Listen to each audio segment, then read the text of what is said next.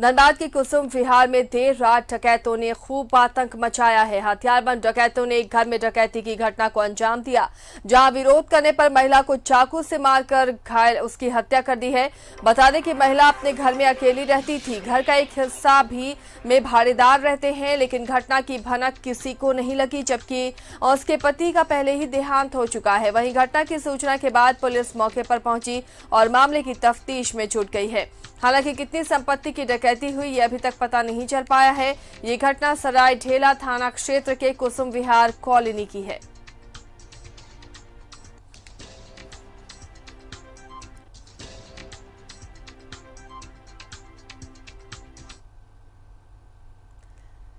देखिए, तस्वीर उस घटना के बाद की है जब पुलिस मामले की तफ्तीश करने के लिए पहुंची।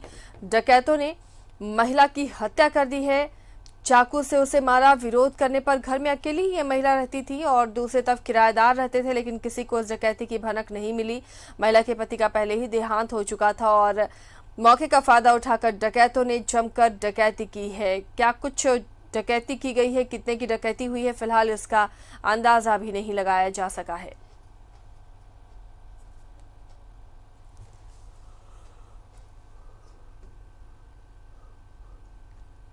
इस कोरोना काल में भी अपराधियों के हौसले किस कदर बुलंद हैं, आप अंदाजा लगा सकते हैं। बेखौफ अपराधी कुसुम विहार कॉलोनी के घर में घुसे और जमकर तांडव मचाया है। डकैती करने के दौरान एक महिला की इन्होंने हत्या भी कर दी है। पूर्व टेलीफोन एसडीओ का ये घर था जिसे डकैतों ने निशाना बनाया है। ये महिला अकेले यहां रहती थी। डकैतों ने महिला के हाथ बांध दिए और विरोध करने पर चाकू से हमला कर उसकी हत्या कर दी है और इस दौरान घर के सारे कीमती सामान को डकैती कर फरार हो गए।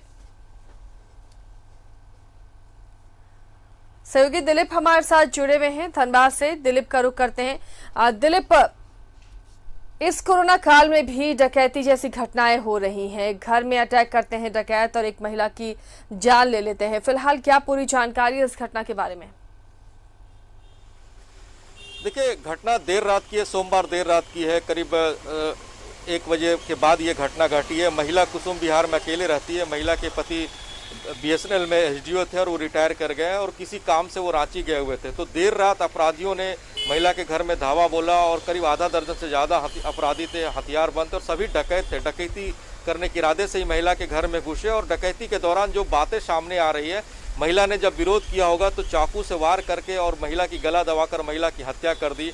जब महिला को उसके रिश्तेदारों ने फ़ोन किया और जब महिला काफ़ी देर तक फ़ोन नहीं उठाई, तब पड़ोस में रहने वाले लोगों को फ़ोन किया और ऊपर जब किराएदार थे उनको फ़ोन किया गया और वो जब जाकर के दरवाज़ा खोल कर देखते तो अंदर महिला का शव पड़ा मिलता और अस्त व्यस्त जितने भी सामान है वो घर में मिलते और ज्वेलरी और जो सामान थे वो कैश गायब मिलते। तब लोगों को अंदेशा लगता है कि इस घर में डकैती की घटना को अंजाम दिया गया। उसके बाद पुलिस को सूचना दी गई। देर रात SSB भी वहाँ पे पहुँचे और पूरे मामले की छानबीन कर रहे। लेकिन अभी तक यह वस्तु स्थिति स्पष्ट नहीं हो पा रहा कि इस डकैती की घटना को किस गिरोह ने अंजाम दिया है, क्योंकि महिला जिस तरह से अकेले रह रही थी ये आशंका जताया जा रहा है कि आसपास के लोगों की भी भूमिका संदिग्ध हो सकती है, क्योंकि महिला अकेले रह रही है। कोरोना काल में सुरक्षा सप्ताह चल रहा है, लोग घर से नहीं निकलते थे। ऐसे में इस महिला की जानकारी कैसे डकैतों को लगी कि वो महिला अकेले रही है? तो तमाम बातों पर पुलिस जाँच कर रही है। पुलिस की तरफ से अभी तक इस पूरे मामले को लेकर के कोई स्पष्ट बयान नहीं आया।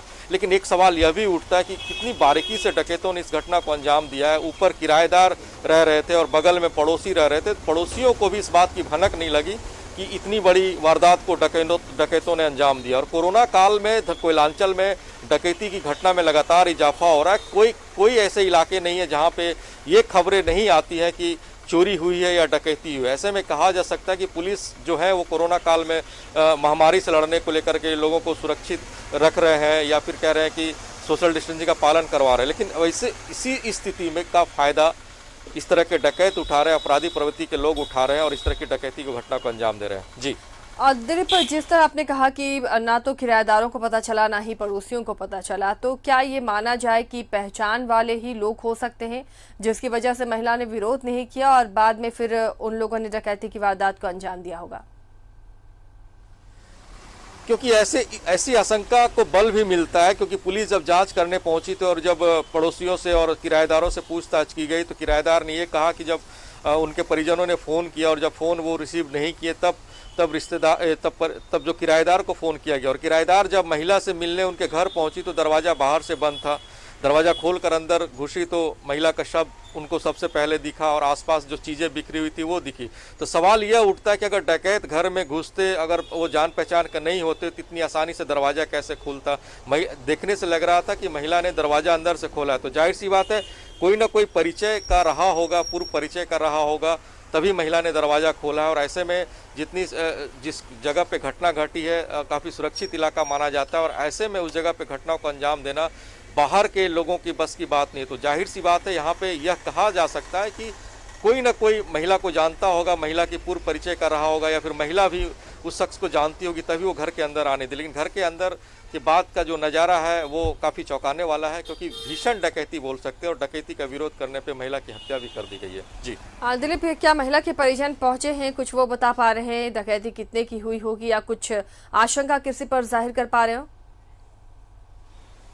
देखिए, महिला के परिजन थोड़ी देर में पहुंचने वाले हैं और सरायढेला की पुलिस भी पहुंचने वाली है, पूरे मामले की पूछताछ कर रही है और जब वो पहुंच जाएंगे तब उनसे जानकारी इकट्ठा होगी, क्योंकि ये बहुत बड़ा संगीन मामला यहाँ पे है। क्योंकि डकैती हुई है और डकैती के दौरान लूटपाट हुई है, लूटपाट का विरोध करने के बाद एक महिला की हत्या की गई है और महिला भी जो घर में अकेली रह रही थी और बुजुर्ग महिला थी, उनकी हत्या की गई है। तो तमाम बातों पे जांच कर रही है। थोड़ी देर बाद हम भी जो परिजन है उनसे भी पूछताछ करने की कोशिश करेंगे और जानकारी जुटाने की कोशिश करेंगे क्या इस हत्याकांड के पीछे कोई सोची समझी साजिश है, लूट के पीछे साजिश है, क्या वो जो पूर्व परिचित रहे हैं उनके द्वारा ये घटना को अंजाम दिया गया या फिर किसी से झगड़ा या लड़ाई भी हुई है पड़ोस के लोगों से। तो तमाम बातों को लेकर के पूछताछ की जाएगी, जानकारी इकट्ठा की जाएगी। लेकिन अभी कहना जल्दबाजी होगा कि इस घटनाक्रम के पीछे किन लोगों का हाथ है और इस घटना को कैसे अंजाम दिया। चलिए दिलीप, नजर बनाए रखिए। फिलहाल शुक्रिया इस तमाम जानकारी के लिए। तो अब जांच कर रही है पुलिस, जांच के बाद ही तस्वीर साफ हो पाएगी। परिजन भी आज पहुंच रहे हैं सरायढेला, उसके बाद उनसे भी पूछताछ में